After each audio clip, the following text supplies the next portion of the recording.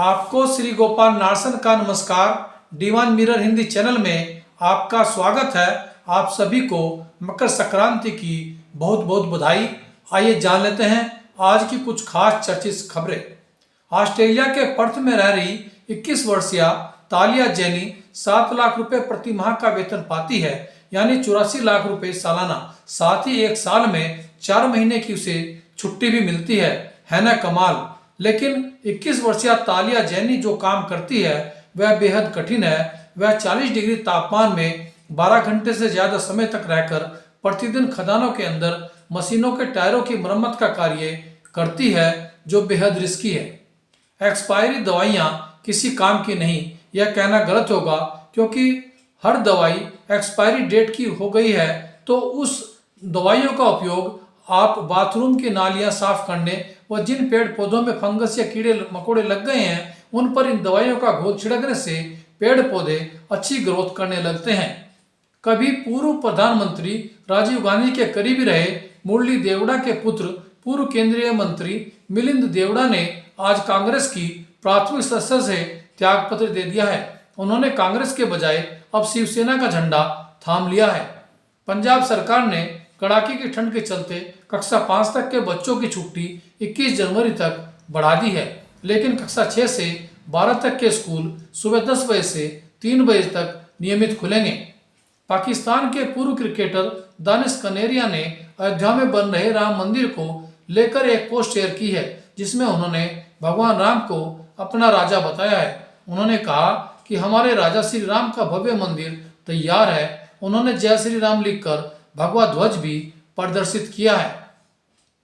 दिल्ली के नगर निगम स्कूलों के छात्रों को बैंक अकाउंट न खुलने के कारण 3,83,203 छात्रों को सरकार की विभिन्न योजनाओं का लाभ नहीं मिल पाया, यानी वे छात्र सरकारी योजनाओं से वंचित रह गए। यह खुलासा 2023 की ऑडिट रिपोर्ट से हुआ है, यानी स्कूली छात्रों को सरकार की यूनिफॉर्म, कैश सब्सिडी, स्कॉलरशिप व स्कूल बैग का पैसा भी नहीं मिल पाया। उत्तर भारत में अगले 3 दिनों के लिए शीतलहर का अलर्ट जारी किया गया है। पंजाब, हरियाणा, चंडीगढ़, दिल्ली, उत्तर प्रदेश तथा उत्तराखंड में तापमान 3 से 7 डिग्री सेल्सियस तक दर्ज किया जा रहा है, जो अगले 3 दिनों में भी और नीचे जा सकता है। वहीं उत्तराखंड के पर्वतीय शहर मसूरी, नैनीताल आदि शहरों में बर्फ न पड़ने से पर्यटक नहीं आ रहे हैं, जबकि मैदानी क्षेत्रों में कोहरे की चादर पसरी हुई है। उत्तराखंड में होने वाले निकाय चुनाव में ओबीसी आरक्षण 14% की निर्धारित सीमा पार कर सकता है। ओबीसी आरक्षण आयोग के अध्यक्ष जस्टिस BS वर्मा की रिपोर्ट आने के बाद ओबीसी कोटे का निर्धारण होगा।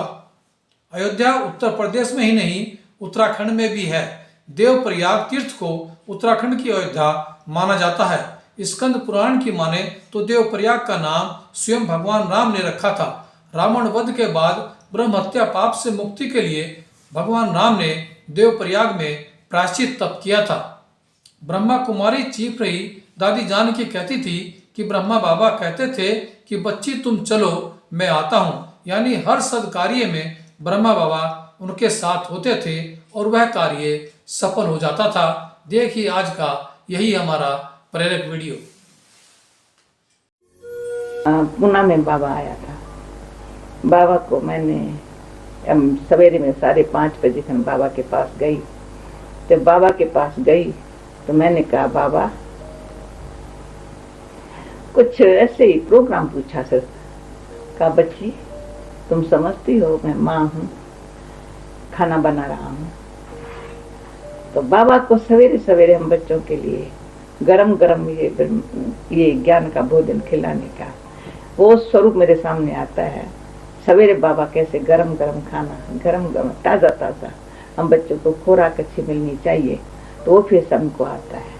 तीसरी बात दिनचर्या में पूछते हो, तो मैं यहाँ मधुबन में थी तो मैंने कहा, तो बाबा जब तैयार हो रहा था मैं खड़ी, कहा बच्ची तुम चलो मैं आ रहा हूँ क्लास। तो बाबा ने कहा चलो तो मैं आ रहा हूँ।